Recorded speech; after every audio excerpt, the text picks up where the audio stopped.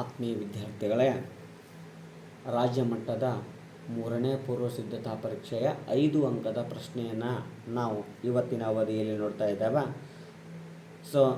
ಸರಳವಾಗಿ ಮತ್ತು ವಿವರಣೆಯ ಮೂಲಕ ನಾನು ಹೋಗ್ತಾ ಇರೋದರಿಂದ ನಿಮಗೆ ನಾನು ಹೇಳಿರುವ ವಿಷಯ ತಿಳಿತಾ ಇದ್ದರೆ ಲೈಕ್ ಮಾಡಿ, ಹಾಗೆ ಶೇರ್ ಮಾಡಿ, ಹಾಗೆ ಇನ್ನೂ ಏನಾದರೂ ಸುಧಾರಣೆಗೆ ಕಮೆಂಟನ್ನು ಮಾಡಿ ಅಂತ ಹೇಳುತ್ತಾ ಕ್ಲಾಸ್ ಸ್ಟಾರ್ಟ್ ಮಾಡೋಣ. ನೋಡಿ, ಸಿಲಿಂಡರ್ನ ಒಂದು ಬದಿಯಲ್ಲಿ ಶಂಕುವಿನ ಆಕೃತಿ, ಮತ್ತೊಂದು ಬದಿಯಲ್ಲಿ ಅರ್ಧಗೋಳವನ್ನು ಜೋಡಿಸಿದೆ. ಈ ರೀತಿ ಜೋಡಿಸಿದ್ದಾರೆ, ರೈಟ್. ಒಂದು ಘನಾಕೃತಿಯನ್ನು ಚಿತ್ರದಲ್ಲಿ ತೋರಿಸಿದಂತೆ ನಿರ್ಮಿಸಲಾಗಿದೆ. ಈ ಎಲ್ಲ ಘನಾಕೃತಿಗಳ ತ್ರಿಜ್ಯವು 7 ಸೆಂಟಿಮೀಟರ್ ಆಗಿದೆ, ಸಮವಾಗಿದೆ. ಘನಾಕೃತಿಯ ಒಟ್ಟು ಎತ್ತರ 61 ಮತ್ತು ಸಿಲಿಂಡರ್ನ ಎತ್ತರ 30 ಆಗಿದೆ.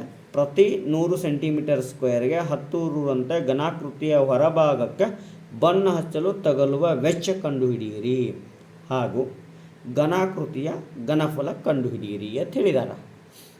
ಸ್ವಲ್ಪ ಲಕ್ಷ ಕೊಟ್ಟು ನೋಡೋಣ.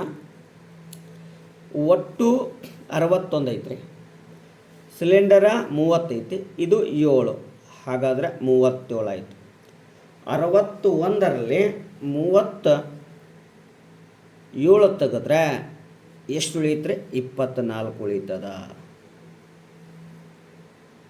ಹಾಗಾದರೆ ಶಂಕುವಿನ ಎತ್ತರ 24, ತ್ರಿಜ್ಯ 7, ಹಾಗಾದರೆ ಓರೆ ಎತ್ತರ ಬೇಕು. ಓರೆ ಎತ್ತರ L = h² + r²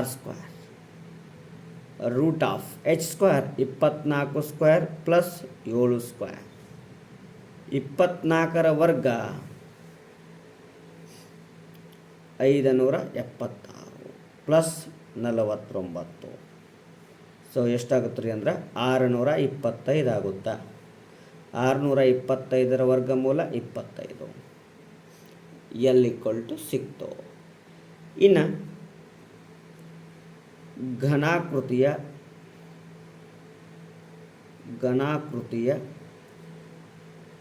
ಮೇಲ್ಮೈ ವಿಸ್ತೀರ್ಣ ನೋಡ್ರಿ, ಇವೆರಡು ವೃತ್ತಾಕಾರ ಭಾಗ ಸಿಗಂಗಿಲ್ಲ. ಅಂದರೆ ಶಂಕುವಿನ ವಕ್ರ ಮೇಲ್ಮೈ ವಿಸ್ತೀರ್ಣ ಪ್ಲಸ್ ಸಿಲಿಂಡರ್ನ ವಕ್ರ ಮೇಲ್ಮೈ ವಿಸ್ತೀರ್ಣ ಪ್ಲಸ್ ಅರ್ಧಗೋಳದ ವಕ್ರ ಮೇಲ್ಮೈ ವಿಸ್ತೀರ್ಣ 3 ತಗೋಬೇಕು. ಹಾಗಾದರೆ ಶಂಕುವಿನ ವಕ್ರ ಮೇಲ್ಮೈ ವಿಸ್ತೀರ್ಣ πrl ಪ್ಲಸ್ ಸಿಲಿಂಡರ್ನ ವಕ್ರ ಮೇಲ್ಮೈ ವಿಸ್ತೀರ್ಣ 2πrh, ಅರ್ಧಗೋಳದ ಮೇಲ್ಮೈ ವಿಸ್ತೀರ್ಣ ವಕ್ರ ಮೇಲ್ಮೈ 2πr².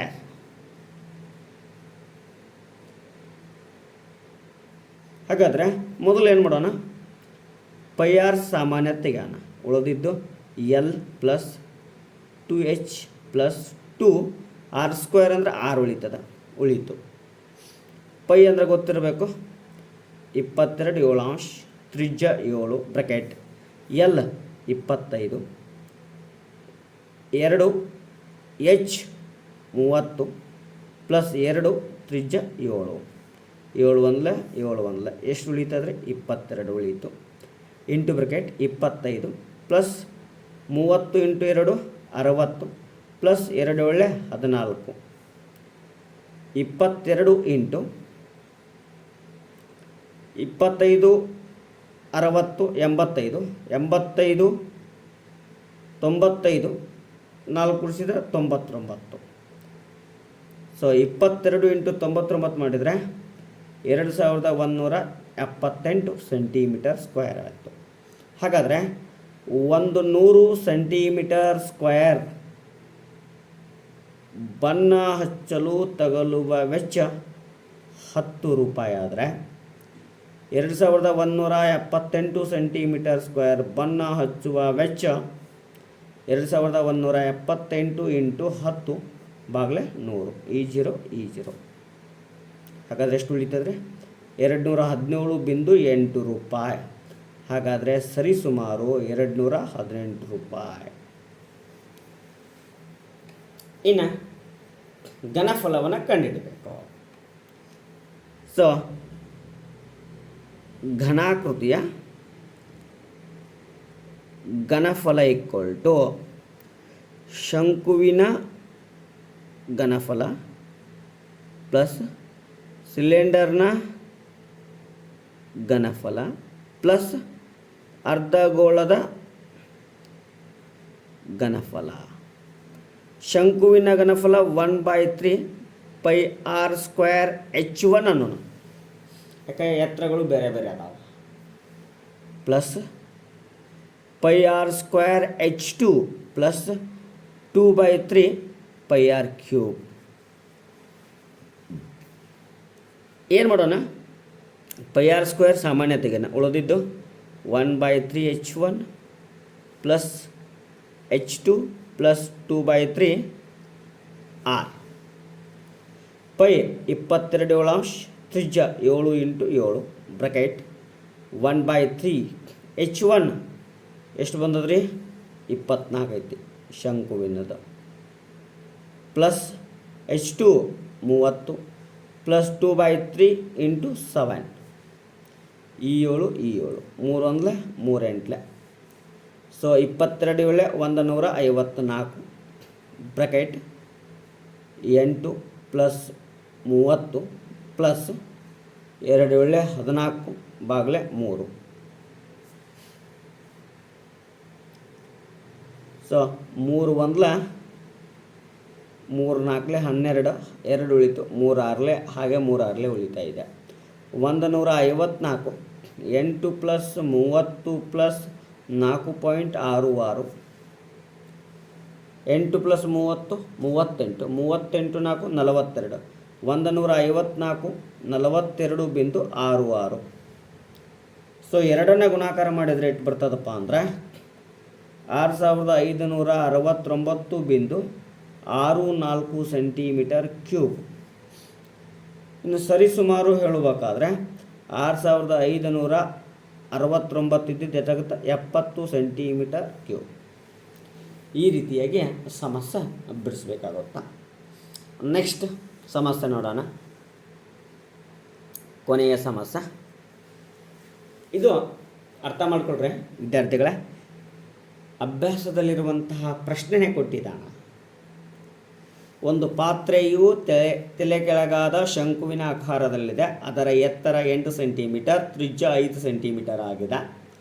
ಆ ಪಾತ್ರೆಯ ಅಂಚಿನವರೆಗೂ ನೀರು ತುಂಬಿದ್ದು ಅದರೊಳಗೆ ಒಂದೇ ಗಾತ್ರದ 100 ಸೀಸದ ಗುಂಡುಗಳನ್ನು ಹಾಕಿದಾಗ ಪಾತ್ರೆಯಿಂದ 1/4 ನೀರು ಹೊರಚೆಲ್ಲುತ್ತದೆ.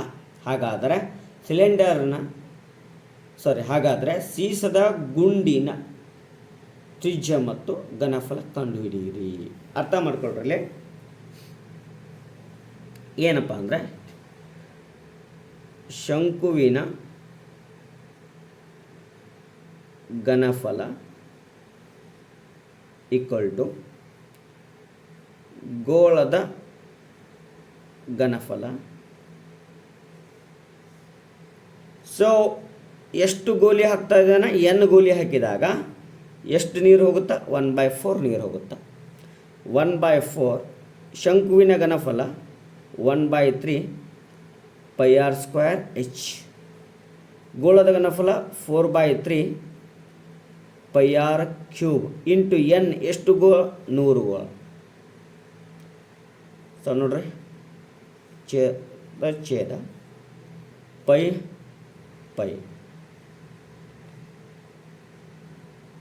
ರೈಟ್. ಉಳಿದಿದ್ದು ನೋಡ್ರಿ 1/4 ತ್ರಿಜ್ಯ ಬೇರೆ ಬೇರೆ ಅದಾವ್ರಿ 5. ಸೊ 5 × 5 ಎತ್ತರ 8 equal to n 4 into r³ into 100. 4 1 4 2 5 into 5 2 10 equal to 4 into 100 400 into r³. ಈ 0 ಈ 0. 5/40 equal to r cube. 5 1 5 8. So 1/8 equal to r cube. ಹಾಗಾದರೆ 1/2 ಅದರ ಘಾತ 3 equal to r cube. Cube cancel. So r equal to ಎಷ್ಟಾಗುತ್ತೆ? 1/2 ಅಂದರೆ 0.5 centimetre ಅಂತ ಬರೀಬೋದು. ಇನ್ನು ಗೋಳದ ಘನಫಲ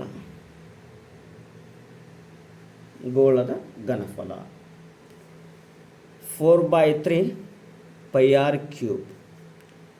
4/3 ಪೈ 22 ತ್ರಿಜ್ಯ 1/2 ಅಂತ ಬರ್ಬೋದು, ಅಥವಾ 0.5 ಅಂತಲೂ ಬರಿಬೋದು. 1/2 ಬರೆಯೋಣ, ನಮಗೆ ಸರಳ ಆಗ್ತದೆ.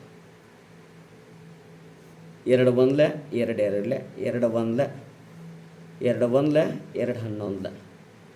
ಎಷ್ಟು ಉಳಿತು? 11. 3 7 21.